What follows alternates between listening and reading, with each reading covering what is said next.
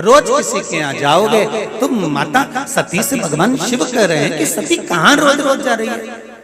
अभी तो तू गई थी। माता सती जिस दिन से विवाह कर कर भगवान भोलेनाथ जी के साथ में आई हैं, उस दिन से माता सती भगवान शंकर का द्वार छोड़कर बार बार दक्ष प्रजापति के यहाँ जा रही है। हर थोड़े दिन में माता सती पहुंच जाती हैं, हर थोड़े दिन में माता सती पहुंच रही हैं। भगवान शिव केवल माता सती को एक बार नहीं समझाए, भगवान शंकर ने माता सती को बारंबार समझाया, सती मत जाओ, सती मत जाओ। हर बार भगवान शंकर समझाते हैं, पर सती तो सती थी, जिद अड़ी थी। क्यों? क्योंकि राजा दक्ष प्रजापति की बेटी थी, कोई साधारण थी।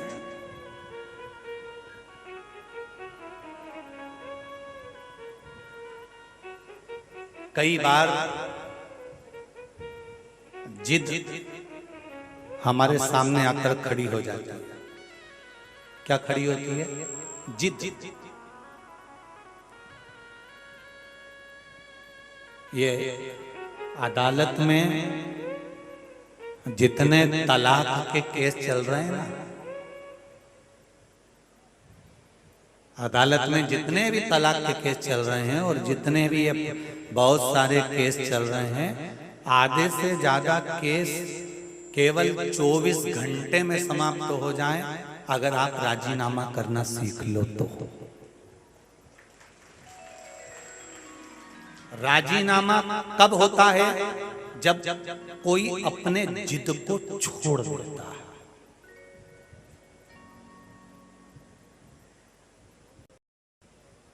जब तक जिद पर अड़े रहो। घर के लोगों ने कह दिया तू टेंशन मत ले बेटा, तुझे चिंता करने की जरूरत नहीं है, इसको तो ऐसा मजा चखाएंगे, इसको तो ऐसा मजा चखाएंगे कि ये जिंदगी भर याद रखेगा। लड़के वाले कहते तुम चिंता मत करो, इसको ऐसा मजा चखाएंगे कि ये जिंदगी भर याद रखेगी। सब चित पर छोरा वाला कह रहा है हम इसको मजा चखा देंगे, छोरी वाले कह रहे हैं हम इसको मजा चखा देंगे, पर ये नहीं समझ रहे कि तुम्हारे शादी हुई, शादी के 4 साल बाद तुम अदालत पहुंच गए। अरे जरा विचार करो, 28 साल में, 29 साल में, 25 साल में, 22 साल में तुम्हारी शादी हुई है और 5 साल तुम अदालत का केस लड़ते लड़ते निकाल दोगे। कितने साल हो गए जरा जम के बोलो रे। अगर 25 साल में शादी हुई, अदालत में 2-4 साल तुम रहे, उसके बाद अदालत में पहुंच गए, 5 साल, 6 साल, 7 साल, 8 साल तुमने अदालत में निकाल दिए। 35 साल, 40 साल के तो तुम वैसे ही हो गए। अब 35 साल के होने के बाद फिर दूसरा लड़का ढूंढ रहे हैं, फिर दूसरी लड़की ढूंढ रहे हैं कि अब शादी करना है। लड़के के लिए, लड़की के लिए लड़का लड़की ढूंढा जा रहा है। 40 साल के हो गए, 42 साल के हो गए, 45 साल के हो गए, ढूंढते ढूंढते ढूंढते ढूंढते और मालूम पड़े 45 साल के बाद फिर शादी हुई और शादी होने के बाद फिर वही चंद्र घंटा और जगदम्बा मिल गई तो।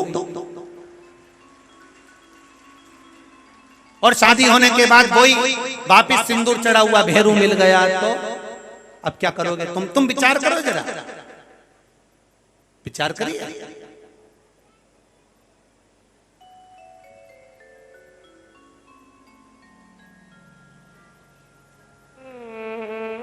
जिद को छोड़ो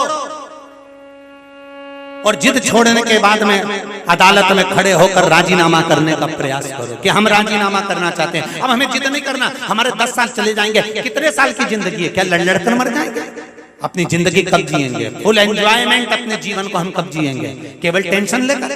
आधी रात को इसको भी नींद नहीं आ रही, आधी रात को इसको भी नींद नहीं आ रही, वो भी बेचैन, ये भी बेचैन, टेंशन में पूरी जिंदगी निकल रही है। और माता पिता भी चिंता में, उनके भी इनके भी, पूरी जिंदगी ऐसे निकल रही है। हमने राजीनामा करा ही कहाँ? हम राजीनामा से वंचित केवल जिद के चक्कर में। इसको कोई आता है जब ये सोचती है कि मैं राजीनामा कर लूंगी, वो सोचता है मैं राजीनामा कर लूंगा, इतने में कोई फिर आ जाता है और आकर फिर आग लगा कर चले जाता है। फिर कोई आता है फिर आग लगा कर चले जाता है। और मालूम पड़े सोच कर गए थे, विचार कर गए थे कि अब थोड़ी सी जिंदगी बची हुई है, इस जीवन को मुझे अच्छे से जीना है, इस जिंदगी को मुझे श्रेष्ठता में जीना है, इस जीवन को मैं खुश होकर जीऊंगी और अपना जिंदगी बहुत मस्त होकर जीऊंगी। मालूम पड़े 8 साल, 10 साल, 5 साल, 6 साल, 7 साल केवल अदालत के चक्कर काट कर जिंदगी निकाल दी। और थोड़ा वो समय बचा तो मालूम पड़े मुंडा का सारा सोफा सेट नीचे गिर गया। खिड़कियां खराब हो गई, दिखे भी नहीं, सुने भी नहीं, हाथ भी धूजे, पाँव भी धूजे, और कोई के कि अब शादी हुई और उसके बाद के चल काशी घूमी आए, तो पत्नी तो पहुंच गई काशी विश्वनाथ में और पति रह गए काल भैरव में।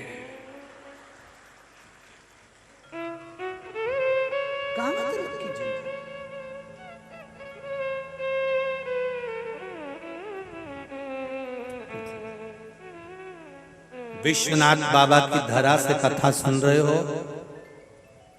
बाबा विश्वनाथ की धरा से कथा सुन रहे हो और माँ गंगा के घाट पर बैठकर कथा सुन रहे हो। यहाँ से एक बात, जितने लोग आस्था पर कथा सुन रहे हैं, जितने लोग फेसबुक यूट्यूब पर कथा सुन रहे हैं, जितने लोग यहाँ बैठकर कथा सुन रहे हैं, उनसे एक ही बात कहूँगा कि जिंदगी में थोड़ा थोड़ा राजीनामा के अनुकूल जिंदगी जियो। पति अगर क्रोध वाला है तो पत्नी से कहेंगे तू थोड़ा राजी होकर जी, पत्नी क्रोध वाली है पति से कहेंगे थोड़ा राजी होकर जिंदगी जियो। ये जरूरी नहीं कि तुम अदालत में पहुंचोगे और निर्णय मिल जाएगा।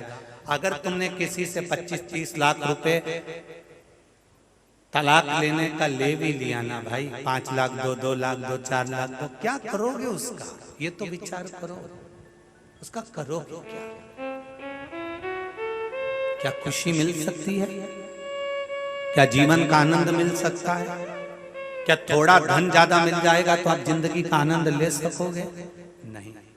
जीवन का सही आनंद, कभी हमने पहले भी कहा, फिर कहते हैं, कभी आप मौका मिले, काशी के लोगों से भी निवेदन है, आपके काशी में कथा चल रही है, भीड़ भड़के के कारण अगर आप दिन में नहीं आ सकते तो रात में आकर कभी इस पंडाल का दर्शन करना, जिस पंडाल में लोग अलमस्त होकर भजन करते करते रात्रि भर शिव का गुणगान करते।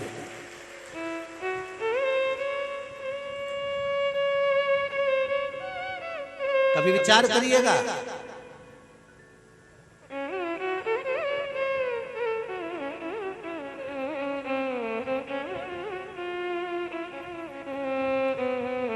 खुश होकर जिंदगी जी, अलमस्त होकर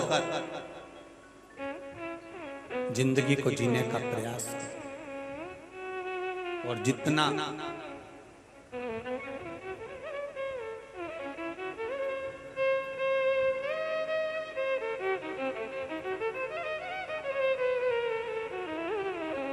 भिखारी और बीमारी, इन दोनों को कोई बुलाता नहीं है, अपने आप आते हैं। बोलो कौन कौन? जम के बोलो जरा। भिखारी और बीमारी, इसको कोई निमंत्रण देकर नहीं बुलाता, कोई नहीं कहकर आता भिखारी से भी कि तुम हमारे दरवाजे पर भीख मांगने आना। बीमारी से कोई कहकर नहीं आता कि कैंसर तू घर पर आना, कि किडनी लीवर खराब कर जाना। बुखार से कोई कहकर आता है, फीवर से कोई कहकर आता है कि तुम मेरे घर पर आना। सिर दर्द को कोई कहकर आता है, पेट दर्द को कोई कहकर आता है कि तुम मेरे घर आना। भिखारी और बीमारी, इनको कोई नहीं बुलाता, इसके बाद भी ये तुम्हारे घर पर पहुंचते हैं।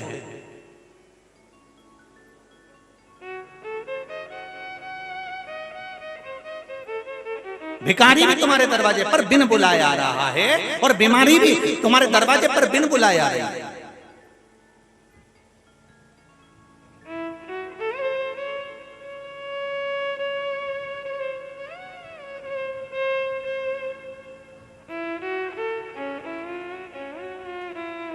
भिखारी भिक्षा मांग रहा है,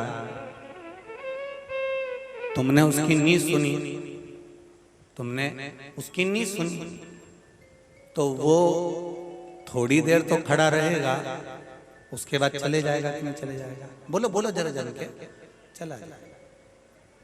तुम्हें क्या करना पड़ेगा? जब भिखारी तुम्हारे दरवाजे पर आया, बीमारी तुम्हारे दरवाजे पर आई, तो तुम्हें केवल एक काम करना है। भिखारी दिख रहा है कि ये आ रहा है, बीमारी दिख रही है कि मेरे पाँव में घुटने में तकलीफ हो रही है, मेरे शरीर में गठान पड़ रही है, मेरा लीवर किडनी गड़बड़ हो रहा है, तो तुम्हें क्या करना है? भिखारी को भी देखो तो एक काम करना, कि थोड़ी देर तुम अंदाजा लगा कर देखना, अगर भिखारी तुमको मांगने के लिए पीछे पड़ जाए तो तुम थोड़ा तेज तेज भजन गाना चालू कर देना। सीताराम राधे श्याम, विश्वनाथ की जय हो, महाकाल राजा की जय हो, हर हर महादेव, चिल्ला चिल्ला कर जब जाने लगोगे, भगवान का भजन करते हुए जाने लगोगे, भिखारी भी सोचेगा क्या पीछे लगू, वो तो चिल्ला चिल्ला पीछे नहीं लगेगा। तुम आज ही प्रैक्टिकल करना। काशी विश्वनाथ और ये बाबा भैरवनाथ के मंदिर जाते हैं तो वहां रास्ते में घना भिखारी पीछे पड़े, तुम आज प्रैक्टिकल करके देखना शाम की, बिल्कुल कि सियोर वाला महाराज कहीं गड़बड़ तो नहीं बोली दिया। तुम प्रैक्टिकल जरूर करो, प्रैक्टिकल करते रहना चाहिए। और जाते जाते जब वो तुम्हारे पास में आए, कटोरा लेकर आए, तुम चिल्लाना चालू कर देना, हार हार, और अपनी पत्नी साथ में, पति साथ में, तो उनके साथ भजन गाना चालू कर देना। तेरे तो भजन गाओ, कीर्तन गाओ, स्मरण करो, और भजन गाते गाते तेज तेज जाते जाओ। भिखारी तुम्हारे पीछे पड़ेगा ही नहीं, 1 रुपया मांगेगा ही नहीं, और तुरंत वहीं से वापस लौट जाएगा। तो सबसे बड़ा तरीका है भिखारी और बीमारी, ये दोनों बिना बुलाए आते हैं, पर इनको भगाने का एक तरीका है भगवान का भजन। बीमारी भी जाती है और भिखारी भी। तुम्हारी अविरल भक्ति,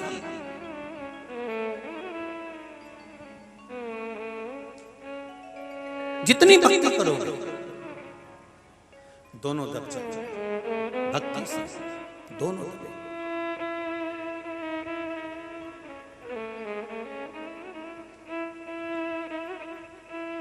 दुनिया वालों के यहाँ रोज जाओगे तो इज्जत कम होगी, पर मेरे बाबा के धाम, मेरे विश्वनाथ के यहाँ, मेरे महाकाल बाबा के यहाँ, मेरे कुबेर भंडारी के यहाँ, मेरे भगवान शंकर के मंदिर रोज जाओगे तो इज्जत बढ़ती चली जाएगी। सती तू गलती कर रही है। सती को भगवान देवाधिदेव महादेव ने एक बार नहीं समझाया, बारंबार समझाया, और एक समय तो सती के सामने ऐसा खड़ा हो गया कि सती जाना चाहती और भगवान अब बोलना नहीं चाहते कि तू जा कि मत जा। शिव जी समझा समझा कर थक गए, सती मत जा, सती मत जा। हर बार शंकर भगवान कहते हैं सती बार बार नहीं जाना चाहिए, पिता के घर बार बार नहीं जाना चाहिए, इज्जत नहीं होगी, सम्मान नहीं होगा, बहन के घर बार बार नहीं जाना चाहिए, इज्जत नहीं होगी, सम्मान नहीं होगा, मामा काका बुआ फूफा के घर रोज रोज नहीं जाना, बेस्ट फ्रेंड के यहाँ रोज रोज नहीं जाना, इज्जत नहीं होगा, सम्मान नहीं होगा। पर माने तब तो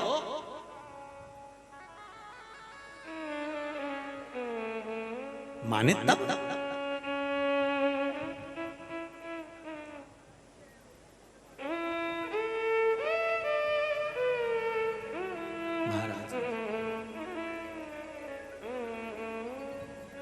जब से तेरा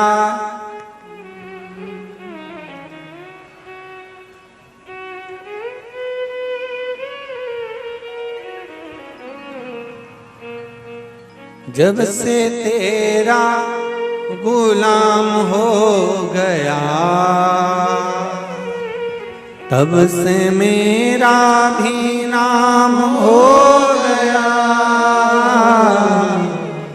वरना वो कात क्या थी मेरी, सबसे बढ़िया वे सबसे खरी। भगवान शिव के चरणारविंद की सेवा, भजन, कीर्तन, स्मरण, मंत्र जाप, ये नाम जाप, भगवान का कीर्तन, ये हमें सुख प्रदान करता, ये हमें आनंद देता। अब ये हमारे ऊपर है। अच्छा एक बात पूछें आप लोगों से, जरा उत्तर अच्छे से समझ कर देना। बंदूक, डंडा, बर्छी, तलवार,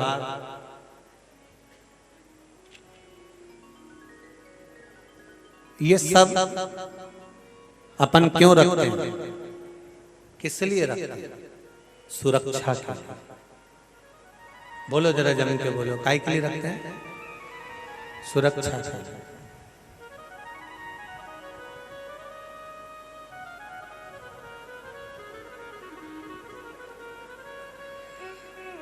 अब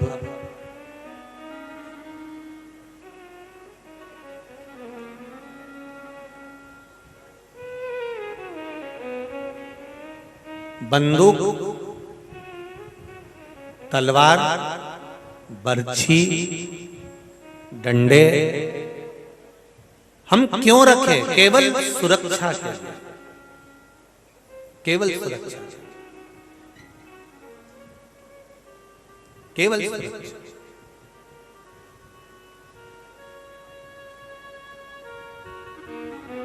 महाराज हमने बंदूक रखी, तलवार रखा, बर्छी रखी, डंडे रखे, ये केवल सुरक्षा के लिए रखे। और एक बात बताएं,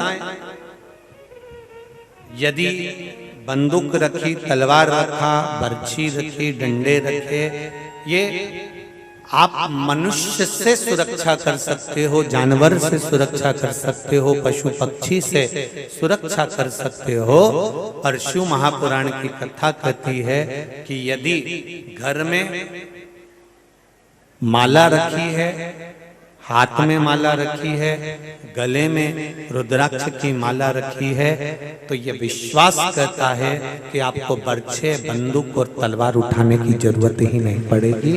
क्योंकि अगर गले में माला है, हाथ में माला है, गले में, हाथ में और घर में अगर भगवान की माला विराजमान है, रुद्राक्ष की माला विराजमान है, तुलसी की माला विराजमान है, तो ये निश्चित है कि आपकी भक्ति बढ़ेगी। और भक्ति बढ़ेगी तो इस चीज की जरूरत पड़ने वाली नहीं है। आपके साथ स्वयं देव अधिदेव महादेव विराजमान है। क्यों उठाना?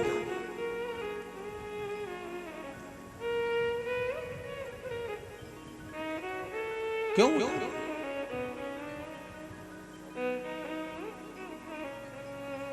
ये सुरक्षा के लिए है। पर मूल सुरक्षा अगर देखी जाए, ये आत्म कल्याण की, ये मूल सुरक्षा जो आत्म कल्याण की है, वो महाराज केवल भगवान का भजन ही नहीं।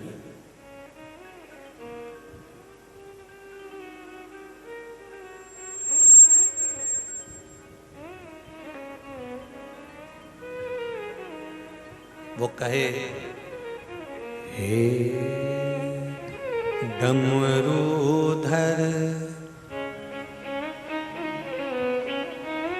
भोले शंकर, हम भी तुमको दिल दे बैठे। डमरूधर भोले शंकर, भी तुमको दिल दे बैठे। कम पहले से भी कम तो ना थे, और एक मुसीबत ले बैठे। डमरूधर भोले शंकर,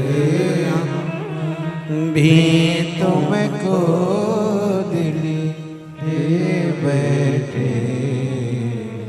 जब एक भरोसा, एक विश्वास भगवान के चरणों में दृढ़ हो जाता है, तो फिर ना तलवार की जरूरत पड़ती है, ना बंदूक की जरूरत पड़ती है, ना डंडों की जरूरत पड़ती है। केवल अगर आपके पास में रुद्राक्ष की माला, तुलसी की माला है, तो तुम्हारे लिए, तुम्हें तलवार या बंदूक उठाने की जरूरत नहीं पड़ती। तुम्हारे लिए त्रिशूल उठाने वाला देवाधिदेव महादेव विराजमान है। शिव है।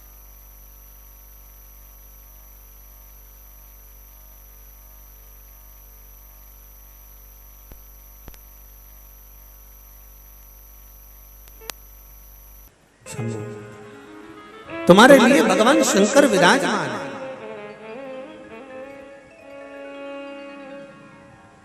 तुम्हारे लिए शिव विराजमान है।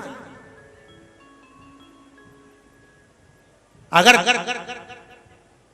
एक भक्त भगवान का भजन करने वाला, भगवान का कीर्तन करने वाला, भगवान का मंत्र जाप करने वाला, भगवान का स्मरण करने वाला, यदि भगवान की भक्ति में डूबने वाला, यदि बात बात में तलवार और बंदूक उठाए तो वो श्रेष्ठता नहीं है। भक्त के लिए तलवार और बंदूक मूल नहीं है, भक्त के लिए रुद्राक्ष और तुलसी की माला मूल है। जब वो माला उठाता है तो महादेव त्रिशूल उठाता है, ये निश्चित है। तब वो महाराज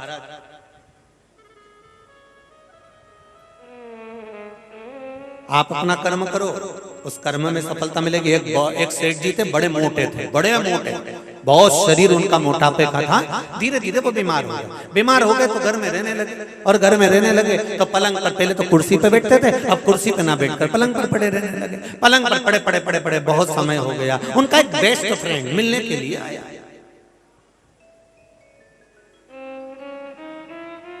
अब सेठ जी के पास धन बहुत था, पैसा बहुत था, वैभव बहुत था। अब दोस्त उनसे मिलने के लिए आया और दोस्त ने कहा, क्या यार क्यों पड़े हुए हो, क्या कारण क्या है? अरे बस शरीर से बनता नहीं है। तो कामकाज कौन संभाल रहा है? सब नौकर संभाल रहे हैं और बहुत अच्छे से संभाल रहे हैं। मुझे पूरा भरोसा है मेरे नौकरों पर, पूरा काम देख रहे हैं, इसलिए मुझे जाने की जरूरत नहीं पड़ती। मेरे नौकर सारा काम संभाल रहे हैं, सब देख रहे हैं मेरे नौकर। अच्छा, तो दोस्त ने कहा, तो तू कब तक शरीर के माथे पड़ा रहेगा, ये पलंग पर पड़ा रहेगा, तेरा शरीर काम नहीं कर रहा, नौकर के माथे कब तक? अरे मेरे नौकर बहुत अच्छे, सब काम संभाल रहे हैं, मुझे कोई टेंशन नहीं, रत्ती भर की चिंता नहीं, मुझे क्या करना। अच्छा हाँ, बस नौकरों के भरोसे पर रह गए। सेठ जी पड़े हुए थे पलंग पर, तो मित्र ने कहा, तूने अच्छे अच्छे डॉक्टर को दिखा लिया? हाँ, मैंने सारे डॉक्टरों को दिखाया पर आराम नहीं मिला, हजारों डॉक्टरों को दिखाया, आराम नहीं मिला। मित्र ने कहा, मेरे गुरुजी ने एक उपाय बताया था शरीर अच्छा करने का। क्या? पर वो सुबह का उपाय है, बिल्कुल मॉर्निंग वॉक में, सुबह के समय ब्रह्म मुहूर्त में तुझे अपना घर छोड़कर जंगल में जाना पड़ेगा, और जंगल में जाकर, बाहर जाकर एक सोने का मोर देखकर आना पड़ेगा। उससे क्या होगा? सोने का मोर अगर देखकर आ जाएगा तो ये मेरा वादा है, तो ठीक हो जाएगा। बस इतना ही काम है, दवाई ववाई नहीं लेना, बिल्कुल नहीं लेना, तू जा। सेठ जी को बताया, सेठ जी का वजन बहुत था, मोटापा शरीर था। सेठ जी ने अपनी पत्नी से कहा, मैं सुबह जाऊंगा और सोने का मोर देख कर आऊंगा। और ब्रह्म मुहूर्त में उठ गया, जंगल में घूमने के लिए, सोने का मोर ढूंढने के लिए गया। तो उसके मन में आया, सवेरे सवेरे जा रहा हूँ, मोर ढूंढने के लिए जा रहा हूँ, तो एक काम करता हूँ कि मेरे गाँव की फैक्ट्री तक होकर जाता हूँ। वो सवेरे सवेरे मॉर्निंग वॉक करता करता करता करता सोने का मोर देखने के लिए अपने फैक्ट्री पर पहुंच गया। वहां जाकर क्या देखा कि सारे के सारे नौकर आराम से सो रहे हैं, बैठे हैं, गप्पे मार रहे हैं, कोई काम नहीं कर रहा। उसने देखा कि रोज फाइल आती है, और रोज फाइल आती है, उसमें लिखा रहता है कि नाइट ड्यूटी इतने की है, डे ड्यूटी इतने की है, और पैसा भी पूरा जा रहा है, और 6 महीने से पैसा जा रहा है। और आके देखा तो नौकर तो सो रहे हैं और आगे आधे गप्पे मार रहे हैं, काम तो हो ही नहीं रहा। इतने में सेठ जी ने जाकर चिल्लाया, क्यों रे तुम यहाँ बैठकर गप्पे मार रहे हो, सो रहे हो? सब उड़ गए, काम पर लग गए, क्षमा मांगी, सब काम करने लगे, सब काम पर लग गए। सेठ जी ने सोचा, अब एक काम करूंगा, रोज आते जाते देखूंगा। और सेठ जी हर 2 दिन में सवेरे सवेरे उठते, 10 जगह जाने की अपेक्षा अपने काम पर चले जाते, वहां देख कर आते। रोज 8 किलोमीटर 7 किलोमीटर सोने के मोर को ढूंढने के लिए सेठ जी जाने लगे। सेठ जी घूमते घूमते जाते, अपने काम को भी देख लेते, फैक्ट्री को भी देख लेते, नौकरों को भी लगने लगा कि सेठ जी कभी भी आ सकते हैं, तो वो भी अपना काम करने लगे। सेठ जी जाने लगे, और जाते जाते जाते जाते मॉर्निंग वॉक करते करते, सवेरे सवेरे भ्रमण करते करते करते करते सेठ जी के घुटने भी चलने लगे, शरीर भी चलने लगा, और बीमारी हट गई, और सेठ जी ठीक होना प्रारंभ हो गए। एक सोने के मोर को सुबह केवल दर्शन करने का मन में विचार आया, और सेठ जी का शरीर ठीक हो गया। जरा विचार करिए, अगर कर्म करने की रुचि होगी, कुछ पाने की रुचि होगी, तो यह निश्चित है, अगर शरीर में रोग है, बीमारी है, लोग कहते हैं सब कैंसर हो गया, लोग कहते हैं सब लीवर खराब हो गया, लोग कहते हैं सब किडनी खराब हो गई, लोग कहते हैं सब ये हो गया। तो अगर रोग आ भी गया, शरीर में कष्ट आ भी गया, तो इसको भगाने का तरीका ये नहीं है कि आप पलंग पर पड़ जाएंगे। इसका भगाने का तरीका है, डॉक्टर इलाज करे, डॉक्टर अपना कर्म करे, तुम अपना कर्म करिए। भगवान का स्मरण, शिव भक्ति, शंकर भगवान पर एक लोटा जल, एक बेलपत्र समर्पित करिए, जल का आचमन करिए, शिव भक्ति में डूबे रहिए, भगवान शंकर से प्रार्थना करते रहिए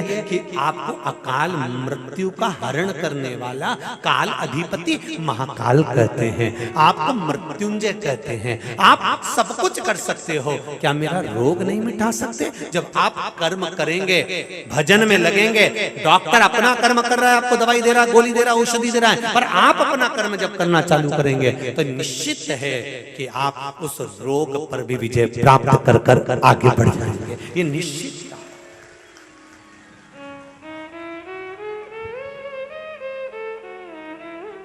बढ़िया।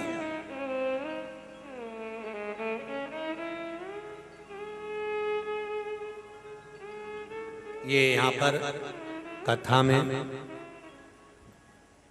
समिति के अंदर केसरी जी भी बैठे हैं, ये बैठे हैं। मैं जब इनके हाथ में मैंने निशान देखा तो मैंने पूछ लिया कि आपका डायलिसिस अधिक होता है क्या? तो उन्होंने कहा गुरुजी शरीर का डायलिसिस होता है, किडनी लीवर गड़बड़ है। हमने पूछा कितना होता है? गुरुजी हफ्ते में 2-1 बार। फिर हमने पूछा भी ये बताओ कि ये निधि दीदी कथा करवाई, उनका परिवार कौशल जी कथा करवाए और आप लोग सब सेवा में लगे हो, अब ईमानदारी से बोलना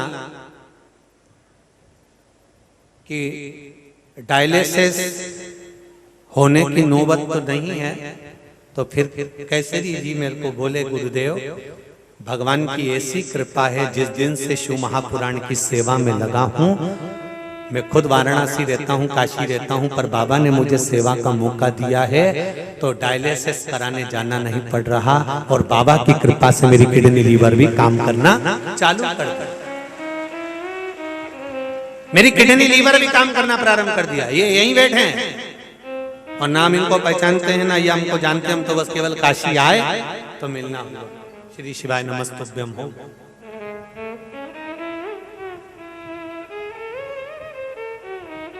और मैं आपसे भी कहूंगा जितने भी लोग आज तो कथा में अतिथिगण भी आए, हमारे अशोकनगर के सांसद महोदय के पी यादव जी भी आए हैं अभी, जिन्होंने कथा करवाई अशोकनगर में, और सपत्नी आप भी आए। तो ये नहीं कि क्या मिलेगा आपको शिव महापुराण में पहुंचने पर क्या मिलेगा, ये तो ये कथा विराम होने के बाद 3 महीने के अंदर ये काशी वाले भी जहां कथा हो रही होगी वहां पर पोटला बांध कर लेकर बैठेंगे, ये गारंटी निश्चितता कि 3 महीने में मेरा बाबा क्या देता है शिव महापुराण की कथा को श्रवण करने के लिए। आप आए जरूर हो सकता है थोड़ी सी व्यवस्था नहीं हो पाए, नहीं हम आप लोगों को रुका सके, नहीं व्यवस्थाएं पूर्ण कर सके, पर भक्त लगे हुए हैं। कल मेरे को मालूम पड़ा कोई एक भक्त बिस्लेरी की बोतल लेकर आया और गाड़ी भर कर लाकर उसने यहाँ पर पानी बांटना प्रारंभ कर दिया, भक्त लगे। फिर मालूम पड़ा कि कोई झोले में सब्जी और पूड़ी भर कर लाया और रात्रि को बांट कर गया। ये भक्त हैं, कहां से आ रहे हैं, कौन आ रहा है, कैसे आ रहा है, कौन कर जा रहा है?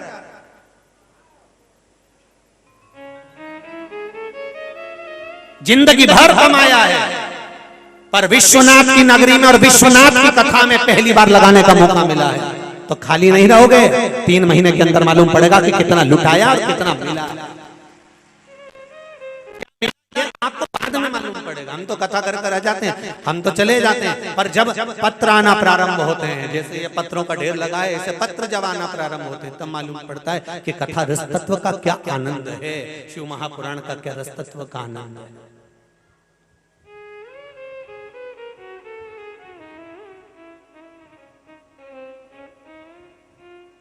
उसकी मूलता क्या है? शंभु शरणे पड़ी मांगू घड़ी रे घड़ी, दुख काटो दया करी दर्शन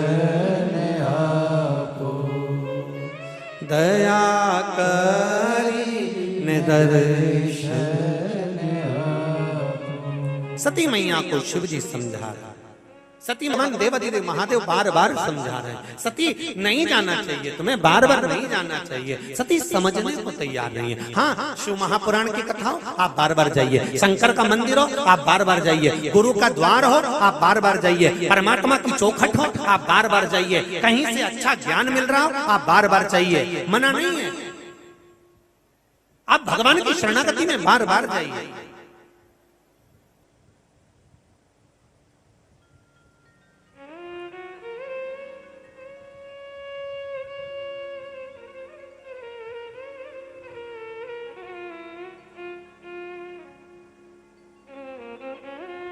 नित्य प्रति जाओ, नित्य प्रति प्रार्थना करिए, नित्य प्रति। और जितना जाओगे उसकी चौखट पर ये निश्चित है।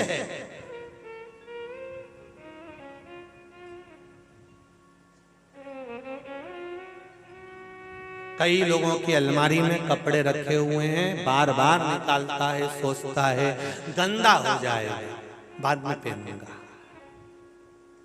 अभी मैं कथा में जाऊंगा और पानी आ रहा है और कीचड़ है, और अगर सही बैठने की व्यवस्था नहीं मिली, कपड़ा गंदा हो गया तो मैं बाद में पहनूंगा, और उससे पहले निपट गया। मैं माता सती दक्ष प्रजापति के यहाँ पहुंच जाती हैं, उनको बार बार समझाते थे पर नहीं मानी। नहीं,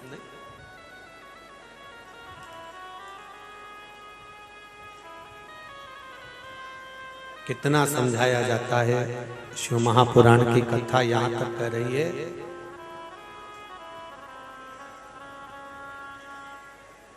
गुरु बनाने से ज्यादा जरूरी है गुरु की बात को मानना। क्या जरूरी है? गुरु बनाने से ज्यादा जरूरी है, बोलो जम के बोलो, गुरु की बात को मानना। एक लोगों ने नियम बना रखा है कि गुरु बनाना है, गुरु बनाना है, गुरु बनाना है, गुरु बनाना है, पर महापुराण की कथा कह रही है कि गुरु बनाने से ज्यादा जरूरी गुरु के वचन को मानो। तो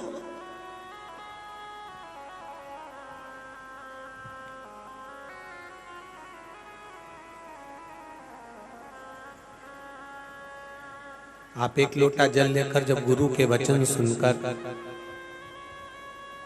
शिव महापुराण के संवाद को सुनकर, भगवान शंकर की कथा को सुनकर, भगवान शिव के वचन को सुनकर जब आप एक लोटा जल समर्पित कर कर आते हो, शंकर भगवान को चढ़ा कर आते हो, सच बोलना जितने भी लोग बैठे हैं आप लोगों से एक परिवार जैसा संबंध है कि हम भगवान शिव के परिवार के लोग हैं।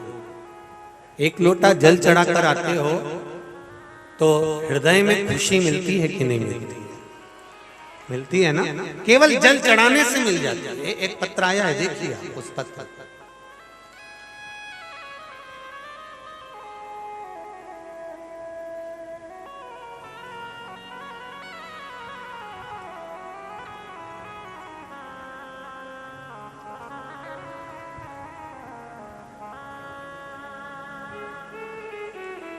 मैं गुड़िया सिंह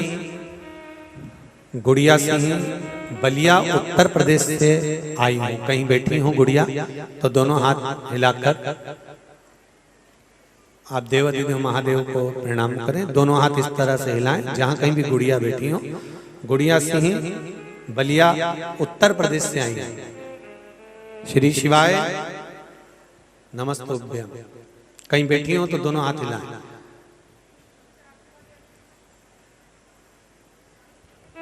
गुरुजी, दुनिया में दुख तो बहुत है, जीवन के अंतर्गत सबका निवारण मेरे देवाधिदेव महादेव ने हल कर लिया। गुरुजी, मेरी बेटी का तबीयत 2020 से खराब हो रही थी। बाबा, मेरी बेटी पहली बार जब बीमार हुई थी तो वह 5 दिन तक कोमा में चली गई थी। तब गुरुजी, मैंने श्री शिवाय नमस्तुभ्यम का जाप करना प्रारंभ करा और निरंतर जाप करती रही, जाप करना नहीं छोड़ा। और मैंने आपके बताए हर उपाय को किया, तब गुरुजी मैंने अपनी तरफ से कोई कसर नहीं छोड़ा और आपका बताया पशुपतिनाथ व्रत भी करना प्रारंभ किया। हमारे देव अधिदेव महादेव की कृपा से गुरुजी, मेरी बेटी जो कोमा में चली गई थी और जिसका डॉक्टर ने बिल्कुल मना कर दिया था, बाबा की कृपा से उसको होश आ गया, आईसीयू में रखा और फिर मेरी बेटी को छुट्टी करा दी। अब मेरी बेटी बिल्कुल अच्छी है, जल चढ़ाने जाती है और शिव जी को एक बेलपत्र चढ़ा रही है। ये शिव है, ये शंकर, ये ओघड़ी है दयाल। एक पत्र और है बड़ा सुंदर, देखिए।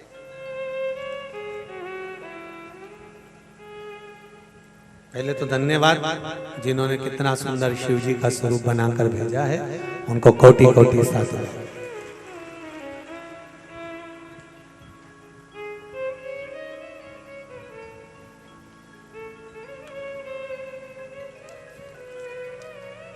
मेरा नाम गीता देवी है, मैं आरा बिहार की रहने वाली हूँ।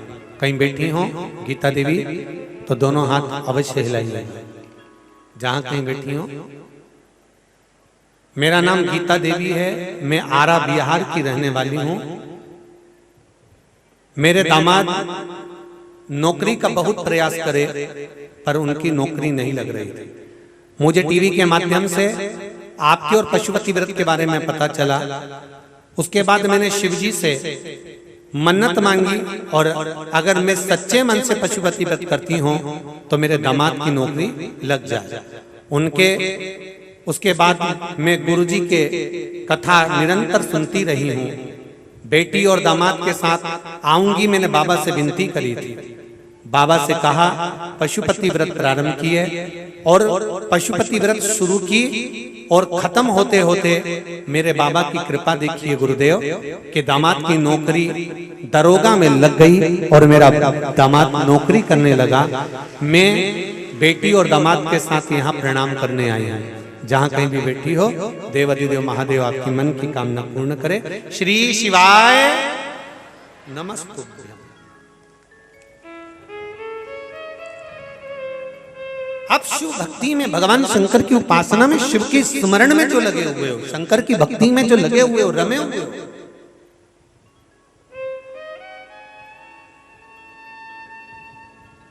खाली नहीं जा सकता। इसमें कुछ ना कुछ प्राप्त जरूर होगा, निश्चित है, मिलेगा जरूर।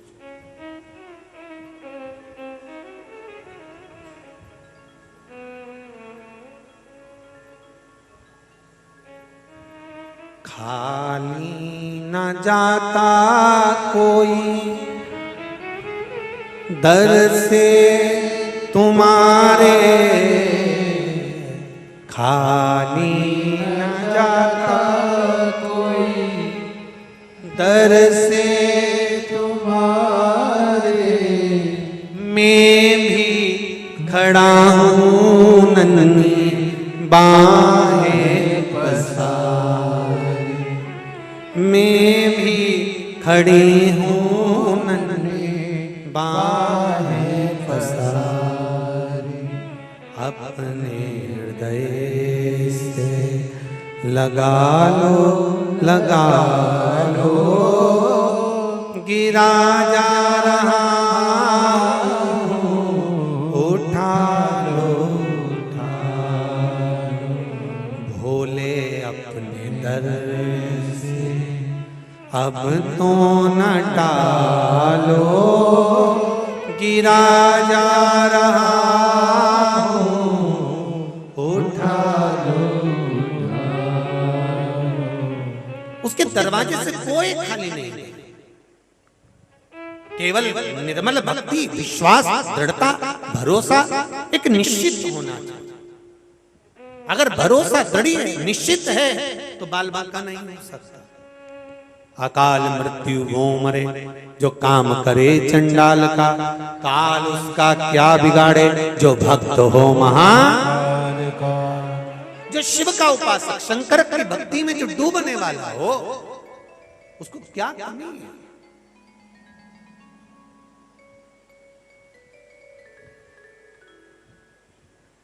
बारंबार समझाने के बाद भी सती मैया नहीं मानी, गई, पहुंची और जाकर माता सती ने पहुंचकर माता सती ने सबका स्थान देखा, बैठने का सबका स्थान था, सब लोग बैठे हुए थे। भगवान विष्णु भी बैठे हैं, ब्रह्मदेव भी बैठे हैं, इंद्रदेव भी बैठे हैं, सब बैठे थे। पर माता सती को अगर नजर नहीं आया तो शिव जी के बैठने का स्थान नजर नहीं।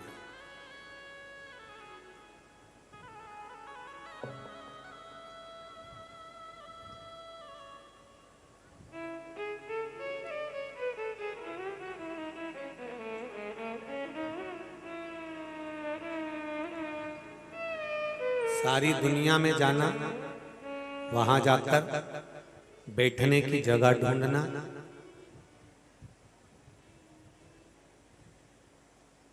स्थान ढूंढना, पर एक शंकर का मंदिर, एक शिव महापुराण की कथा और एक शमशान, ये तीन जगह पर बैठने की जगह ढूंढने की जरूरत नहीं पड़ती, जहां मिल जाए वहां बैठा जाता है।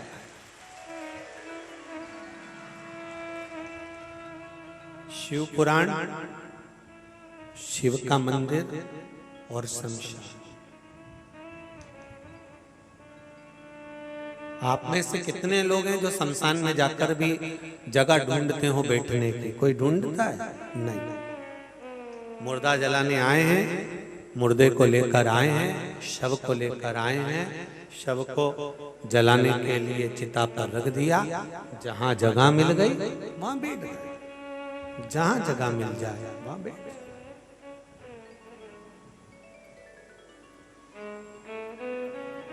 कभी मुर्दे ने उठकर कहा कि तुम अच्छी जगह नहीं बैठे हो, मैं नहीं चलूंगा? कभी मुर्दा बोला हो कि तुम अच्छी जगह नहीं बैठे हो, मैं नहीं चलूंगा? ऐसा मुर्दा जिद करा क्या? नहीं। कभी शंकर भगवान ने कहा कि तुम यहाँ बैठो तब मैं दर्शन दूंगा? राम भगवान, कृष्ण भगवान, जगत जननी, जगदम्बा, अन्नपूर्णा, इन जितने भी देवी देवताओं के मंदिर में जाओगे सामने से दर्शन करना पड़ेगा। शिव मंदिर में, काशी विश्वनाथ के मंदिर में जाइए, जहां से घूमकर दर्शन करना हो कर लीजिए, हर जगह से जहां तुम्हारी मर्जी पड़ जाए। और उसने तो ये तक कह दिया मेरे विश्वनाथ जी ने कि मैं अगर मान लो किसी कारण से ये वाले दरवाजे से दर्शन नहीं हो, वो वाले दरवाजे से दर्शन नहीं हो, इधर वाले दरवाजे से दर्शन नहीं हो, तो भोलेनाथ जी कहते हैं अगर दरवाजा बंद भी हो तो टेंशन मत लेना, मेरे शिखर का दर्शन कर लेना, मैं वहीं पर बैठूं। कह रहा है कि तुम क्यों परेशान हो रहे हो, या मैं बैठा हूं। और सुनो, अगर मान लो शिखर तक भी नहीं पहुंच पाए तो ये गंगा की लहरें मेरे पास तक पहुंचती हैं। कोई तो गंगा का जल भर के ला रहा होगा, तुम नहीं आए, तुम्हारा भाई आ रहा होगा, भाई नहीं आया तो कोई वाराणसी का, काशी का कोई विद्वान गंगा का पानी तो भर कर लाएगा। तू अपने दिल की बात, जैसे पोस्ट ऑफिस का जो डब्बा होता है, तुम वाराणसी में रहो, चाहे कहीं रहो, चाहे मुजफ्फरनगर रहो, चाहे दिल्ली रहो, पत्र पेटी में डाल दो, एड्रेस लिखकर वो पत्र पेटी से निकलकर बड़े डाकघर में जाएगा, डाकघर से छटकर फिर तुम्हारे नगर में जाएगा, नगर में छटकर डाकघर से फिर तुम्हारे दरवाजे पर जाएगा। गंगा मैया का काम केवल एक ही है, तुम्हारे दिल की बात महादेव से ले जाकर कहना। गंगा का काम है।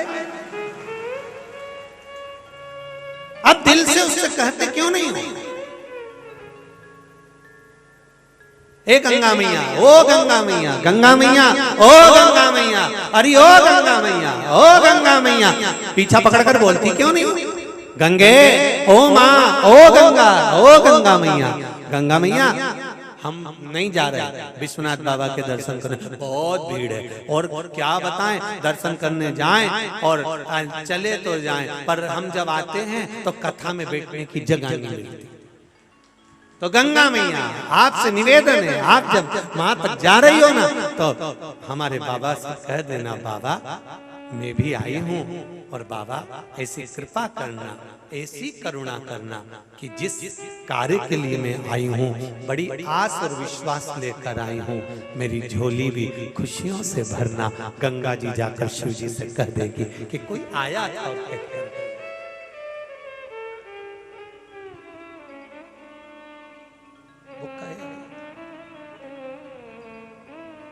आप विनय करें, निवेदन करें, विनती करें, आप कहें उससे, अरे तेरा ही दिया मैंने खाया पिया रे, तेरा शुक्रिया रे, तेरा शुक्रिया रे, ये तेरी कृपा से मिला।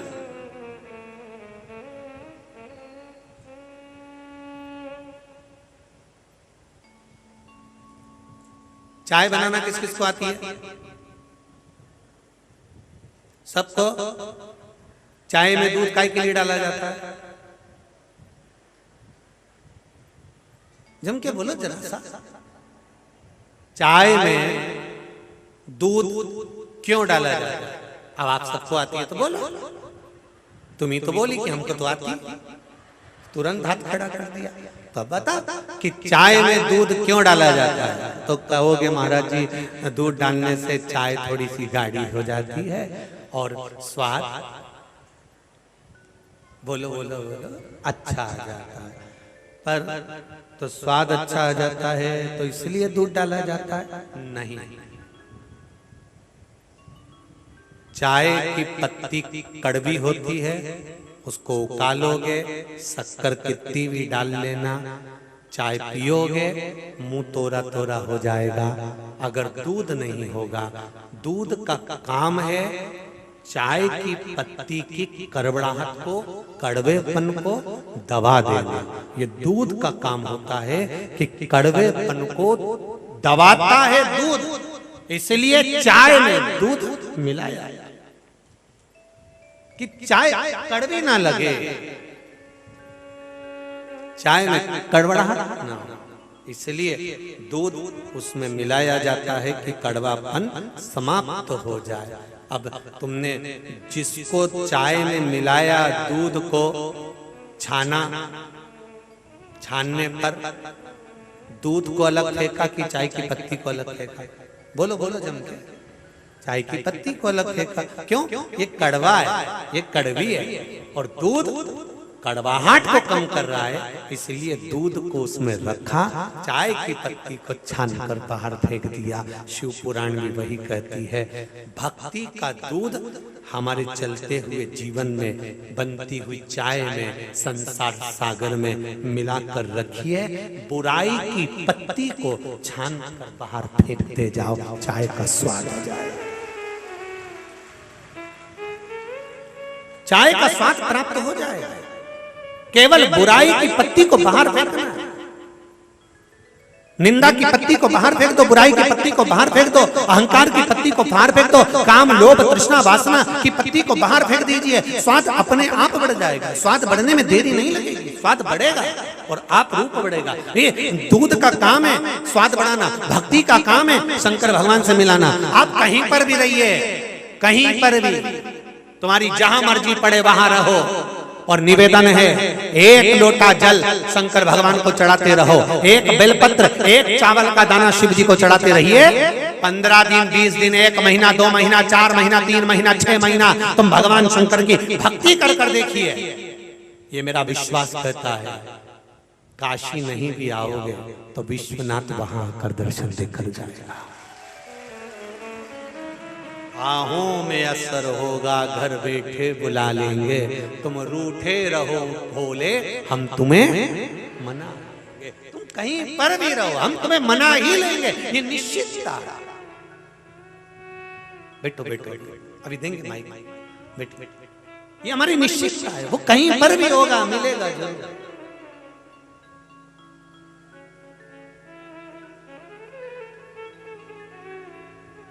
तीन मित्र, तीनों मित्रों में लड़ाई हो गई, तीनों मित्रों में लड़ाई हो गई। एक राम जी को माने, एक कृष्ण जी को माने, एक शंकर जी को माने। तीनों ने कहा, एक बोला मैं अब भी भगवान को बुला सकता हूं, दूसरा बोला मैं भी बुला सकता हूं, तीसरा बोला मैं भी बुला सकता हूं। बुला तो पहले ने कहा, हे राजा राम पधारो, हे अयोध्या नरेश पधारो, हे अवध नरेश पधारो, मैं आपका भक्त हूं, दिन रात सेवा करता हूं, पधारो। दूसरा बोला, राम जी नहीं आए तब कृष्ण, हे द्वारकाधीश, हे मथुराधीश, हे द्वारिका के राजा, हे रणछोड़ राय, हे राजा अधिराजा, हे द्वारकानाथ पधारो, मैं आपका भक्त हूं, आइए प्रभु। भगवान ने तीसरे ने कहा, भोला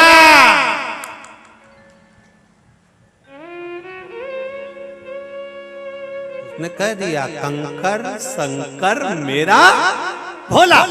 शंकर जी सामने प्रकट हो गए। थोड़ी देर बाद राम जी आ गए, थोड़ी देर बाद कृष्ण जी आ गए। अब भक्तों ने कहा राम जी वाले ने कि प्रभु हमने पहले बुलाया तुमको, तुम इतनी देर कैसे कर दी आने में? राम जी बोले तूने कहा था अवध के राजा आइए। अब राजा कोई ऐसे तो आ नहीं सकता है, प्रजा को साथ लेकर राशि ठाट से बग्गी घोड़ा हाथी पालकी सब लेकर चलेगा, तब तो राजा पहुंचेगा है। अगर कोई राजा आता है, कोई बहुत प्रतिष्ठित व्यक्ति आए तो दो चार गार्ड फार्ड ये वो सब लेकर चले। तो भगवान बोले मेरे को आने में थोड़ा, तूने एकदम बोला कि द्वारका में हे अयोध्या के राजा पधारो, अवध नरेश पधारो, तो थोड़ा आने में टाइम हो गया। इतने में भगवान कृष्ण आ गए। तो भक्त ने कहा द्वारका नाथ तुम इतने लेट के? भगवान बोले मैं द्वारका का नाथ हूँ, राजा हूँ, राजा कोई ऐसे चले जाएगा? थोड़ा ठाट बाट देखना पड़ता है, काम वाम सब देखकर, प्रजा को साथ लेकर, प्रशासन को साथ लेकर तब चलना पड़ता है। अच्छा, तो ये शंकर जी जल्दी कैसे आ गए? तो ये कहीं के राजा ही नहीं है, ये तो कैलाश पर रहते हैं। और जहां के ये राजा हैं, चाहे वो काशी हो चाहे वो उज्जैनी हो, जहां के भी ये राजा बनकर बैठे हैं, पहले इनसे पूछो कि तुम राजा कहाँ के हो। तो शंकर भगवान से पूछा तुम काशी में रहते हो, काशी के राजा? तो भगवान शंकर बोले पहले ये काशी का नाम नंदन वन था, मैं नंदन वन का राजा हूँ, मतलब वन का राजा हूँ। महाकाल वन के राजा महाकाल हैं, वन के राजा हैं। तो अब वन में तो कोई प्रजा मर्जा होती नहीं है, जब कोई बुलाए तुरंत टूट पड़ो। शंकर भगवान ने कहा हमको जैसे ही कोई बुलाता है रहा नहीं जाता है, आंखें भले बंद रहती है पर हम तुरंत वही कूद कर पहुंच जाते हैं जहां भक्त ने बुलाया। शिव साधारण आनंद में रहने वाले, तुमने जैसे बुलाया सारी समस्या का हल एक लोटा, पर दिल से चढ़ा होना चाहिए, दिल से। कई लोग दिखावा कर कर चढ़ाएं, 4-6 लोगों को जब तक नहीं बता दें, और 25 लोगों को जब तक डोंडी नहीं पीट दें तब तक जल नहीं चढ़ाएं तो कोई मतलब का नहीं। जल चढ़ाओ, दिल से चढ़ाओ, दिल से कहो मेरे बाबा को कि मैं तेरा और तू मेरा है। तुम दिल से कहो, दिल से।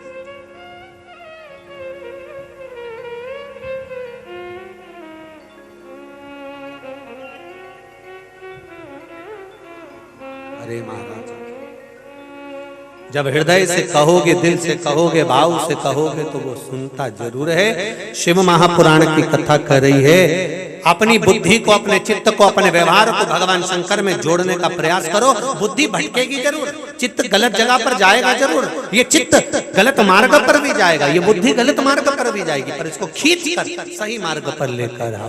ध्यान दीजिएगा, हमारे संपूर्ण जीवन में हम जीवन जीते हैं जैसे एक नारी, एक स्त्री, एक महिला, जैसे रजस्वला धर्म में होती है, नारी का रजा धर्म होता है। रजो धर्म में नारी, पूजन की वस्तु को नहीं छीती है। 7 दिन तक नारी पूजन का काम नहीं करती है। 7 दिन तक नारी रजो धर्म के समय पर एकांत में जाकर बैठती है, अलग बैठती है, किसी सामान को नहीं छूती, मौन होकर अपने कार्य में लगी रहती है। उसी तरह जैसे नारी का रजो धर्म आता है, स्त्री का रजस्वला धर्म आता है, उसी तरह हमारी बुद्धि का भी रजो धर्म आता है। हर 2 महीने में 3 महीने में हमारी बुद्धि भी 7 दिन के लिए बेकार हो जाती है। फिर लोग कहते हैं विनाश काले विपरीत बुद्धि। ये क्यों हो जाती है? समझ लो कि हमारी बुद्धि सही मार्ग पर नहीं चल रही, गलत जगह पर जा रही है, गलत लोगों में बैठ रही है, गलत जगह पर पहुंच रही है, गलत बातें कर रही है, दुनिया के लोगों के लिए गलत विचार ला रही है। ये बुद्धि जब गलत सोचने लगे, गलत मार्ग पर चलने लगे, गलत विचार आने लगे, समझ लेना कि बुद्धि का रजोस्वला धर्म आ गया। तो क्या करना है तुमको? रजस्वला धर्म वाली नारी एक जगह पर चुप मौन आसन लगाकर कोई छुआछूत नहीं, पर कोई चीज नहीं छूना, चुपचाप आकर बैठ जाती है। जब बुद्धि काम ना करे, गलत मार्ग पर जाए, गलत विचारों में जाए, निंदा में जाए, चुगली में जाए, अपशब्दों में जाए, तब एकांत में शिव महापुराण चालू कर लेना मोबाइल पर और 3 घंटे की कथा सुनकर अपनी बुद्धि को सुधारने का प्रयास करना। बुद्धि सुध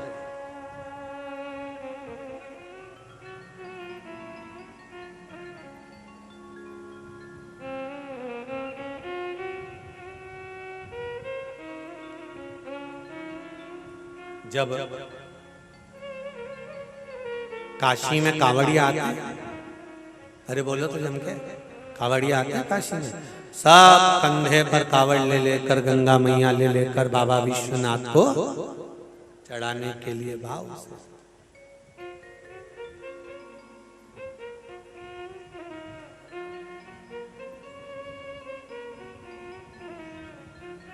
सब कुछ लाया, सब लेकर।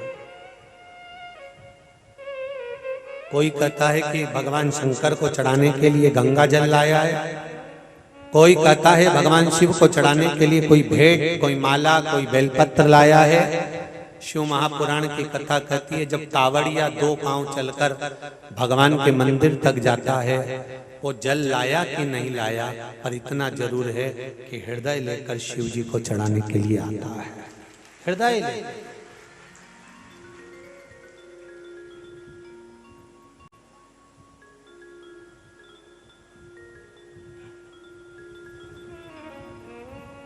दिल लेकर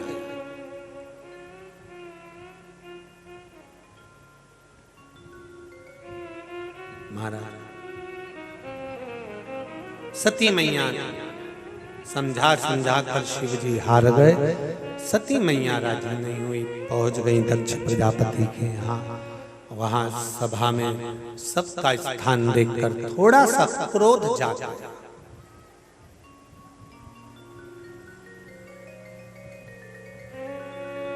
क्रोध जाग गया।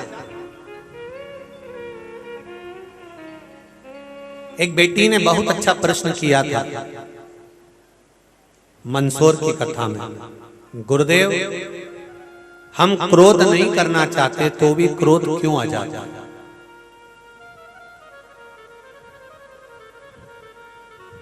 कारण क्या है?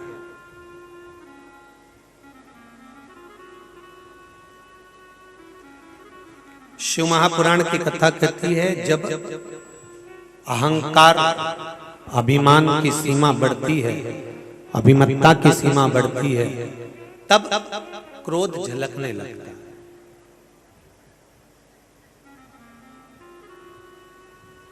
क्रोध झलके।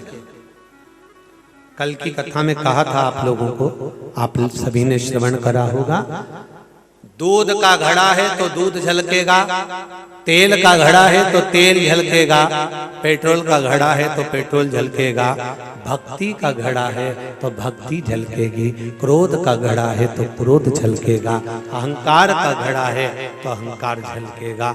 ये घड़े के अंदर भरा क्या है उससे प्रतीत होता है कि झलकेगा। बैठो आप किसी के साथ, थोड़ा देर का सत्संग करिए, आप थोड़ा देर बैठिए, थोड़ी देर का सत्संग धारण करिए। आप किसी के साथ थोड़ा बैठने का प्रयास करो, आपको थोड़ी देर में झलक लगने लगेगी कि इसके अंदर क्या भरा हुआ है।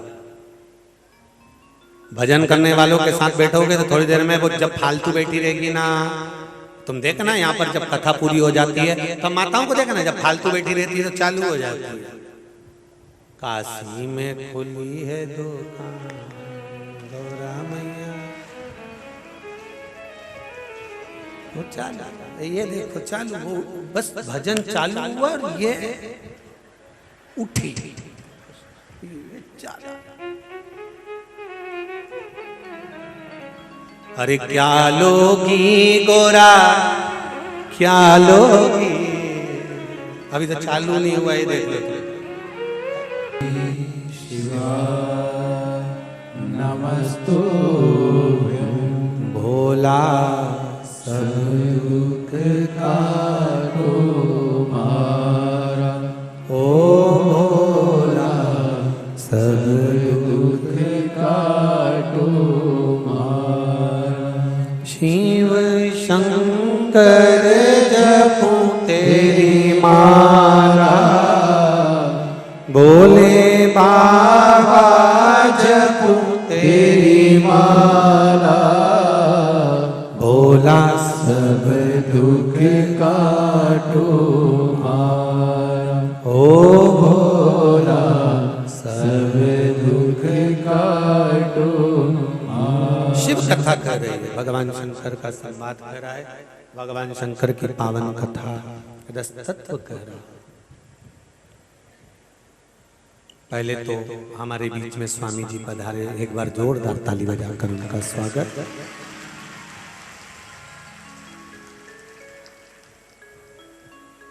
वीरशैव संप्रदाय लिंगायत संप्रदाय के अंतर्गत काशी पीठाधीश्वर ये हमारे बीच में पधारे हैं। छोटी सी प्रार्थना से गुरुदेव प्रसन्न होकर यहाँ पधारे आशीर्वाद देने, दंडवत प्रणाम है, बहुत बहुत साधुवाद। शिव कथा कर रही है, माता सती को समझाया गया, माता सती को बारंबार कहा गया, और जब माता सती को समझाने के बाद भी माता सती नहीं मानी, तब वहां पहुंचकर स्थान न देकर क्रोध प्रकट हो गया। क्रोध किस कारण से आया कि मैं इस घर में मेरी इतनी सत्ता थी और आज मेरा वैभव समाप्त हो गया, तो क्रोध खड़ा हो। ध्यान देना मेरी बेटियां, मेरी बहनें, मेरी माएं, मेरी माताओं, मेरी दीदियों, जीजियों, ध्यान देना। मायके जाओ मना नहीं है, पर शादी के बाद ज्यादा हस्तक्षेप नहीं करना। जाओ, सुने तो कहो, स्वीकार करे तो कहो, माता पिता को कष्ट हो तो कहो, ज्यादा हस्तक्षेप करने पर बाद में आपका सम्मान घटे, ऐसा ना करें।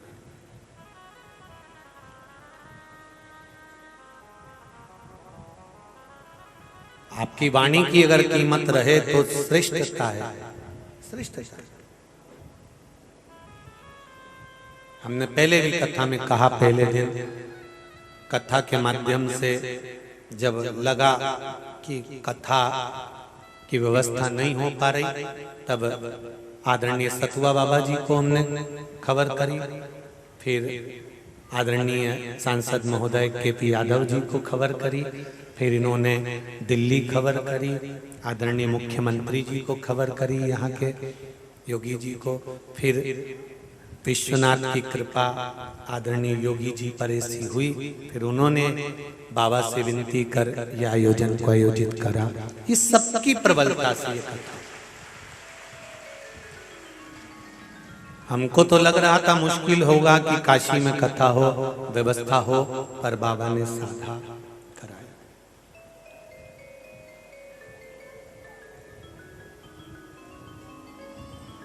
शिव कृपा बिना कुछ नहीं हो सकता। जहां पर प्रेम है और मेरा विश्वनाथ जहां पर विराजमान है, वहां किसी की नहीं चलती, चलती केवल मेरे विश्वनाथ की है। वहां किसी की नहीं चलती, केवल एक विश्वनाथ बाबा की चले।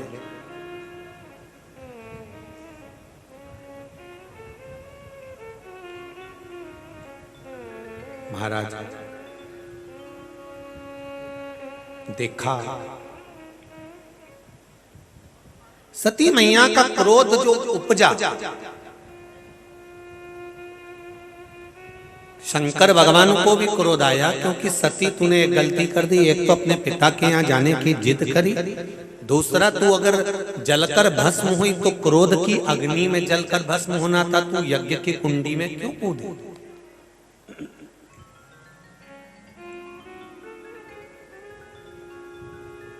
इस यज्ञ कुंड में तू कूदी क्यों है?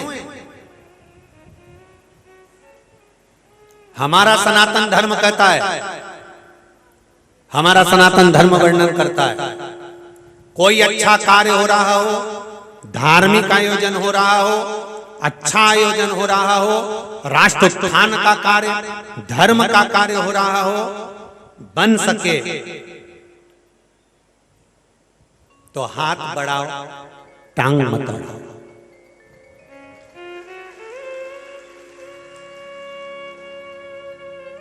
बन सके तो हाथ बढ़ाओ, जितना बन सकता है उतना सहयोग करने का प्रयास करिए, जितना बन सकता है उतना सहयोग दीजिए, उतना।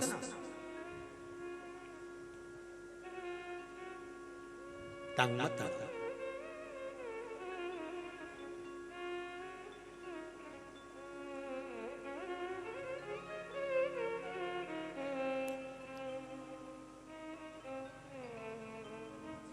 कुछ दिल से, हृदय से बाबा से कहना। शिव जी को क्रोध आया और शंकर भगवान ने कहा, सती अगर तुझे प्राण त्यागना ही थे तो यज्ञ के कुंड में क्यों त्यागे? तुझे मरना ही था, प्राण छोड़ना ही था तो कहीं जाकर छोड़ देती, पर तू यज्ञ के कुंड में क्यों गिरी? ये तेरी गलती है सती, ये तूने गलती करी है। घर में सत्यनारायण भगवान की कथा हो रही हो, अभिषेक हो रहा हो, पूजन हो रहा हो, कई लोगों की आदत रहती है वो मुंह फुला कर बैठ जाते हैं, भगोने जैसा मुंडा बनाकर बैठ जाते हैं। मेरी ऐसी जीजियों से निवेदन है, चंद्र घंटाओं से, ऐसे लोगों से मेरा निवेदन है, कई बेरुओं से भी ऐसा निवेदन है मेरा, कि घर में अगर शुभ कार्य हो रहा है, यज्ञ हो रहा है, सत्यनारायण भगवान की कथा हो रही है, अनुष्ठान हो रहा है, पूजन हो रही है, बन सके प्रसन्नता चेहरे पर होना चाहिए। जो भगवान के काम में, भगवान की कथा में, भगवान के कार्य में, धर्म के कार्य में, सनातन धर्म के कार्य में जो मुंह सड़ाता है, उसका मुंह सड़ने में देरी नहीं लगती। ध्यान रखना।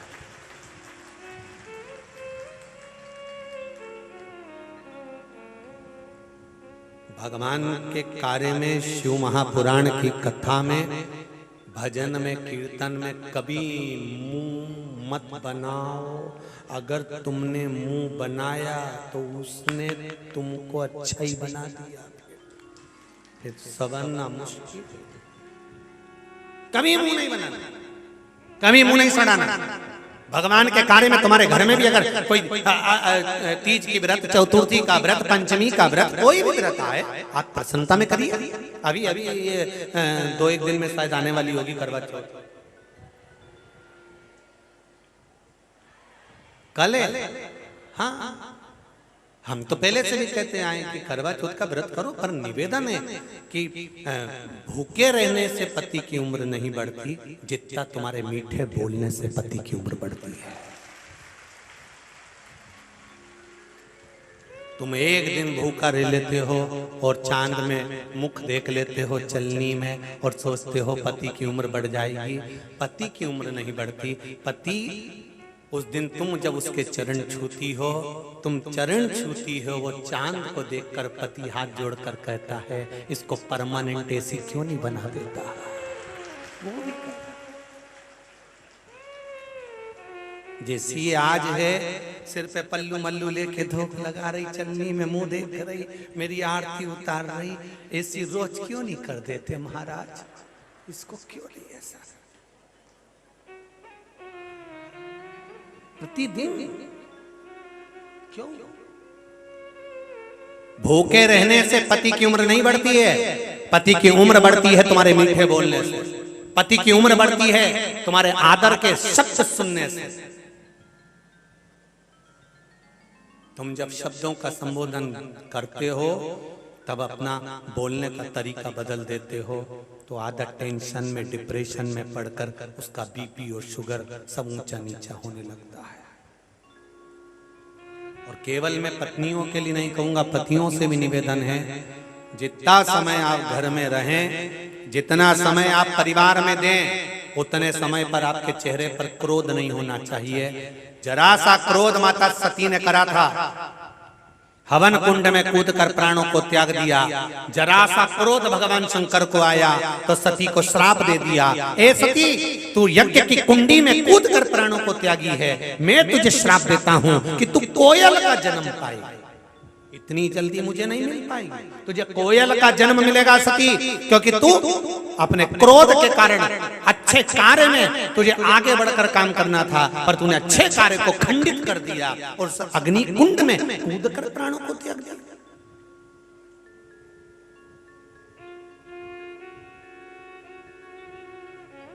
पद मिले, कुर्सी मिले, सत्ता मिले, जिस पोस्ट पर तुम रहो उस कुर्सी का सदुपयोग करने का प्रयास करना। अगर कुर्सी का सदुपयोग करते रहोगे तो ये निश्चित है उस कुर्सी से कोई तुम्हें उतार नहीं सकता। उसका सदुपयोग करिए, उस सत्ता का सदुपयोग करिए, अपने वैभव का सदुपयोग करिए। करा सती मैया कूदी हिमालय राज के यहाँ, फिर कोयल का जन्म हुआ। कोयल के जन्म के बाद में 2 आषाढ़ पड़े, कोकिल अधिक मास पड़ा, उसमें उसने शिव जी की आराधना करी माता ने। तब हिमालय राज के यहाँ मैनावती के गर्भ से पार्वती के रूप में अवतरित हुई, और पार्वती के रूप में अवतरित हुई तब भगवान शंकर की अर्धांगिनी बनती हैं। शिव दूल्हा बने, पार्वती दुल्हन बनी, शंकर जी बना बने, पार्वती जी बनी बना और बनी। इन दोनों का संबंध है कि दोनों में आपस में प्रेम बने।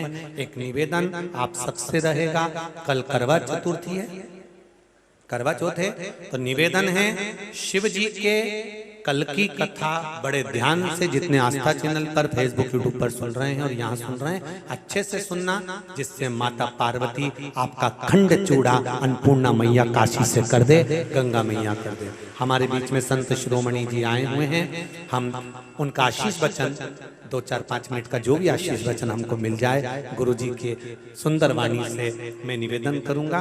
क्या माइक जाए तो हाथ से बोल लेंगे, जल्दी करो, जल्दी जल्दी।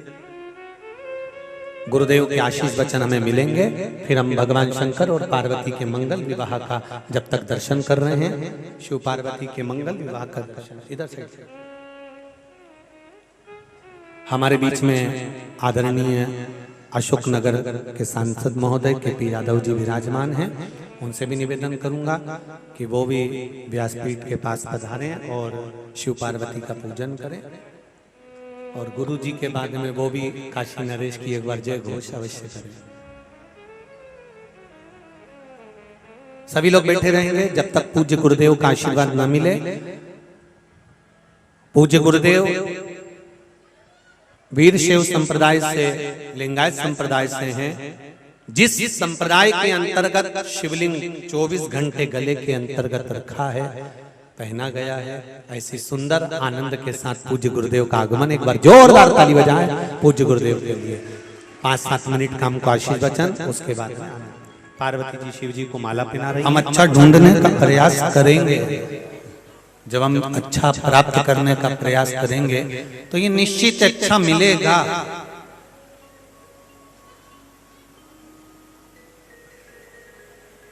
ये बिल्कुल निश्चित है। आपको जब प्यास लगे, आपको जब भूख लगे तो आप भोजन ढूंढते हैं, प्यास लगे तो पानी ढूंढते हैं।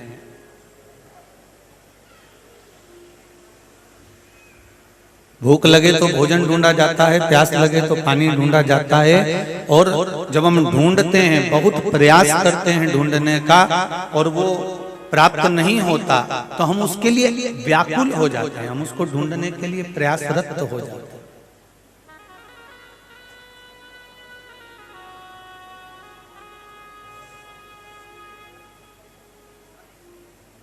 फिर हम प्रयास करते हैं कि कैसे भी कर उस स्थान पर पहुंच जाएं जहां पर भोजन मिल रहा है, उस स्थान पर पहुंच जाएं जहां पर पानी मिल रहा है, और वो पानी हमें पीने को मिलेगा तो हमारे जीवन का हमें आनंद की अनुभूति खुद हो जाएगी।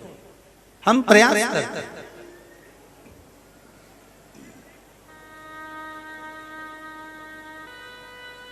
उसी तरह जैसे पानी को प्राप्त करने का प्रयास किया जा रहा है, भोजन को प्राप्त करने का प्रयास किया जा रहा है, इस उदर की तृप्ति के लिए, इस मन की तृप्ति के लिए, इस जिह्वा की तृप्ति के लिए, उसी तरह शिव महापुराण की कथा कहती है कि मनुष्य की देह प्राप्त करने के बाद हमें शंकर की भक्ति प्राप्त करने का, शिव महापुराण प्राप्त करने का कोई तरीका ढूंढ लेना चाहिए, जिससे हमारा अंत समय और ये समय दोनों समर जाए और हम शिव की शरणागति में पहुंच।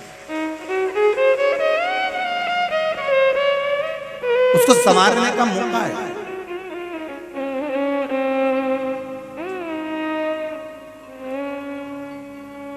उसको संवारने का एक मौका मिला है, मानव का देह।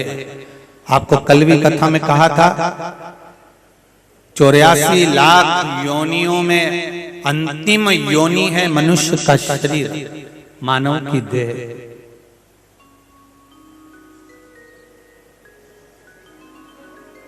अंतिम योनि, और उस योनि के बाद में फिर कोई योनि का प्रमाण नहीं। उस योनि के बाद में फिर क्या तुम्हें मिलता है, कैसा तुम्हारा जीवन रहता है, कैसी जिंदगी तुम जीते हो, कौन सा योनि मिलता है, कौन सी योनि में हम पहुंचते हैं, उसका कोई अंदाजा नहीं।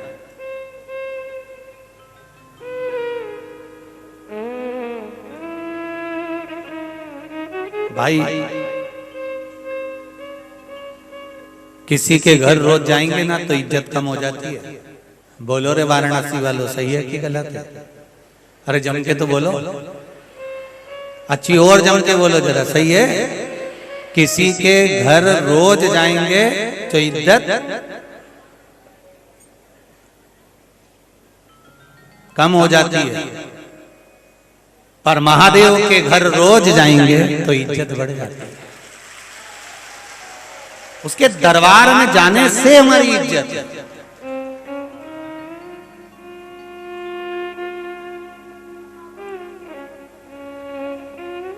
कुछ मत करो, आपको दुनिया का कोई व्यक्ति अगर आपको नहीं पूछ रहा ना, आप टेंशन मत करना। अगर कोई व्यक्ति आपको सम्मान नहीं दे रहा ना, बिल्कुल चिंता मत करना। एक रत्ती की टेंशन मत लेना, एक रत्ती की चिंता मत।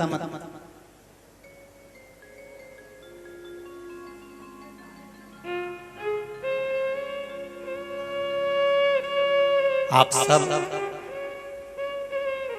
हमसे परिचित हैं, कथा के माध्यम से, टीवी के माध्यम से, सोशल मीडिया के माध्यम से, फेसबुक यूट्यूब के माध्यम से सब परिचित।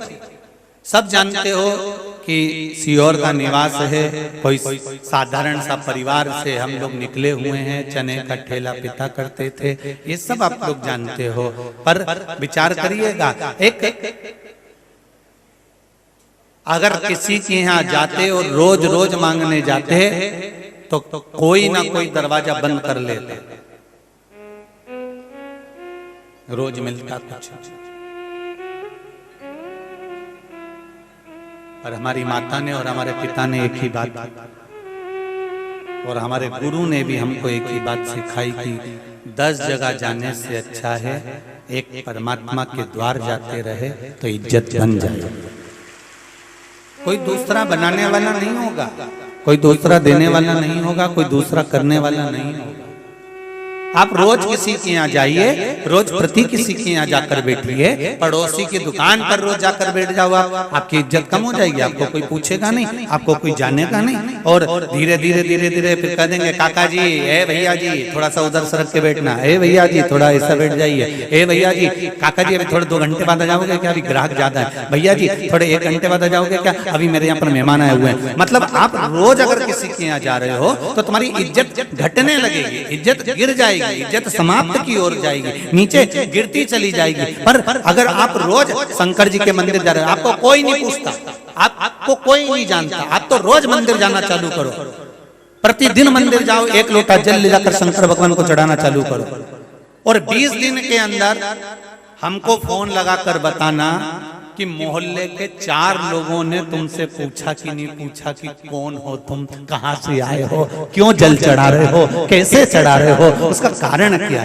तुम ऐसे रोज किसी के यहाँ जाओ, तुम्हारी कोई इज्जत नहीं, कोई वैल्यू नहीं, रोज रोज जाओगे इज्जत घट जाएगी। पर रोज रोज मंदिर जाओगे, रोज रोज शिव की शरणागति में जाओगे, रोज रोज गुरु के द्वार जाओगे, रोज रोज गुरु की शरणागति में जाओगे, रोज रोज परमात्मा के दरवाजे पर जाओगे, भगवान की शरणागति में, भोलेनाथ के चरणों में तुम रोज दरवाजे पर पहुंचोगे तो लोग तुम्हें पूछेंगे,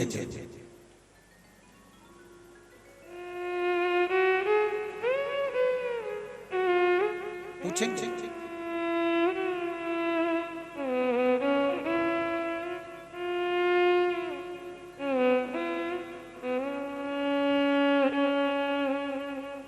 महाराज वो एक लाइन अपन लोग हमेशा गुनगुनाते रहते हैं,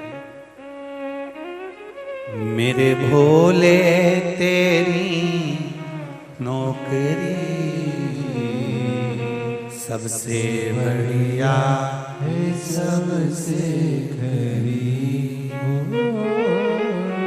तेरे दरवाजे की चाकरी सबसे बढ़िया है, सबसे खरी। मैं जब से तेरा गुलाम हो गया,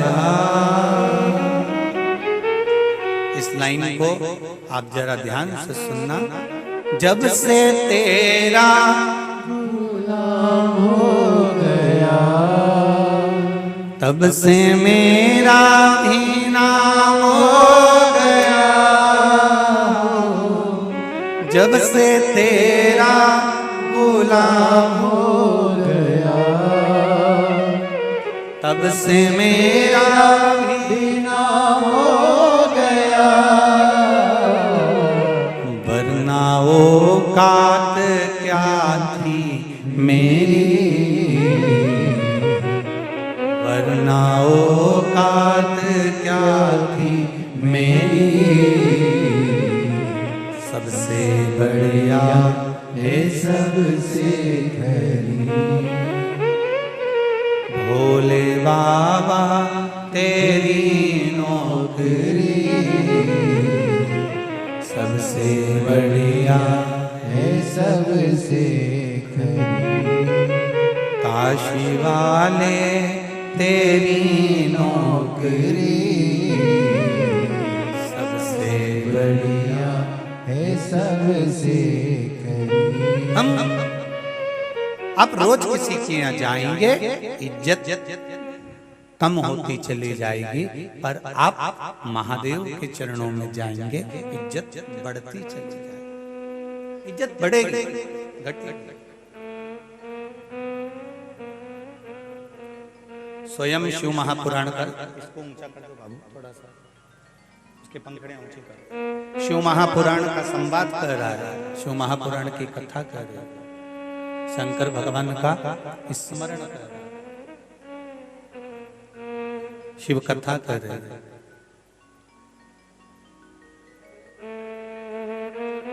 माता सती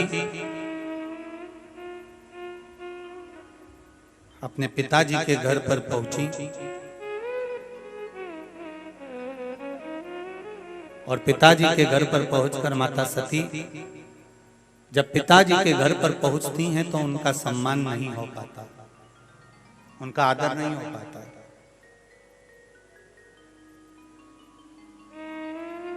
माता का आदर नहीं हुआ, सम्मान नहीं हुआ, सत्कार नहीं हुआ।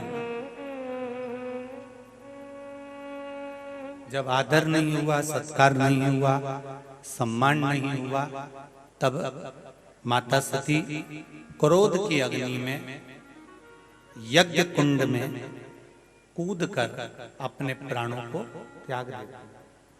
क्रोध की अग्नि कूदकर अपने प्राणों को त्याग देती। और शिव का द्वार छोड़कर पिता के द्वार पर पहुंची। थोड़ा स्मरण रहे आपको इस चीज को।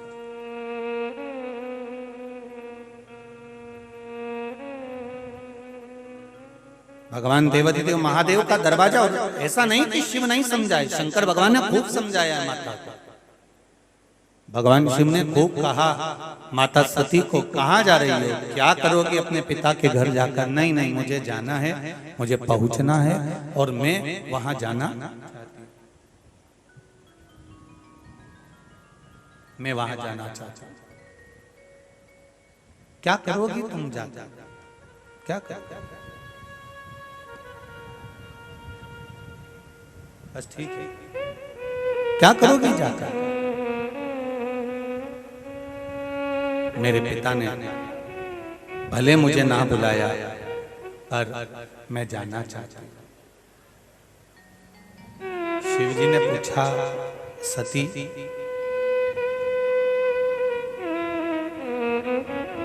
जिस दिन से तुम विवाह कर कर मेरे साथ में आई हो, मेरा माताओं से निवेदन है थोड़ा ध्यान से सुनना इस पावन कथा को और अपनी जिंदगी में उतारने का प्रयास करना इस कथा के माध्यम से।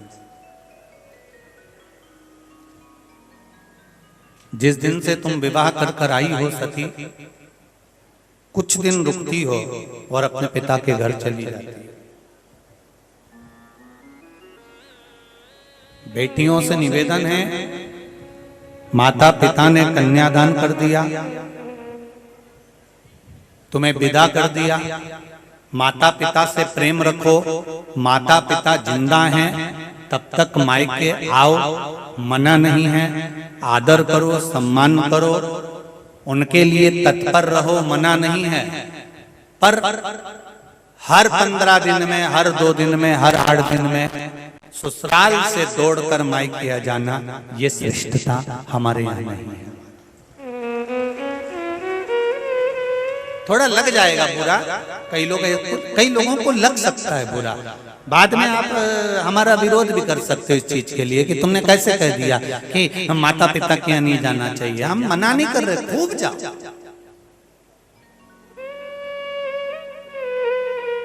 पर एक सीमित ताम। जब तक कुंवारे हो, जब तक तुम्हारी शादी नहीं हुई है, जब तक तुम कुंवारे हो, जब तक तुम्हारा विवाह नहीं हुआ है, तब तक तुम तुम्हारे माता पिता के हो। और विवाह करने के बाद आप जब पति के साथ में विदाई लेकर चले गए हो ससुराल, तो आप पति की आज्ञा के अनुसार, घर के विचार विमर्श के अनुसार, घर की सोच के अनुसार, घर के विचार के अनुसार हमें घर छोड़कर फिर अपने माता पिता के यहाँ जाना चाहिए। पर हर 2 दिन में, हर 15 दिन में श्रेष्ठता नहीं बनती है।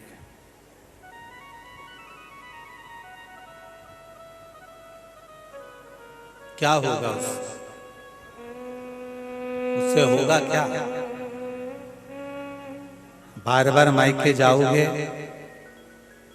भैया भाभी एक बार तुम्हारी बात की कीमत करेंगे, शादी के बाद तुम्हारे माँ बाप एक बार तुम्हारी बात की कीमत करेंगे, परिवार वाले एक बार बात की कीमत करेंगे, 2 बार करेंगे, 3 बार करेंगे, 4 बार करेंगे। उसके बाद तुम्हारी बात की कीमत होना जब बंद हो जाएगी, तुम्हें पूछना जब बंद कर दिया जाएगा, तुम्हारे बात को कोई मानेगा नहीं, तो मन किसका दुखेगा?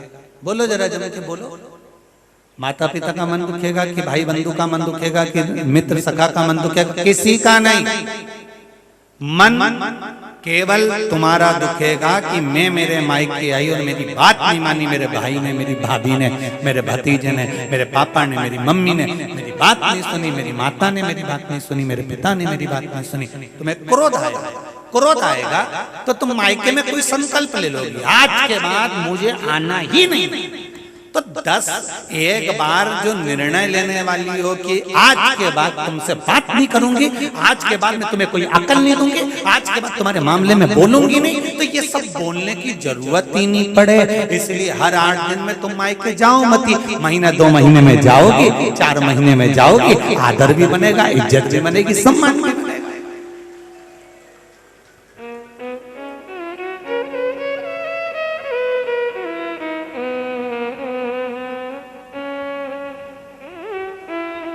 कई जमाई लोग अगर यहाँ बैठे होंगे तो आज बड़े खुश हो रहे होंगे, आज बड़े प्रसन्न चित्त हो रहे होंगे, गुरुजी ने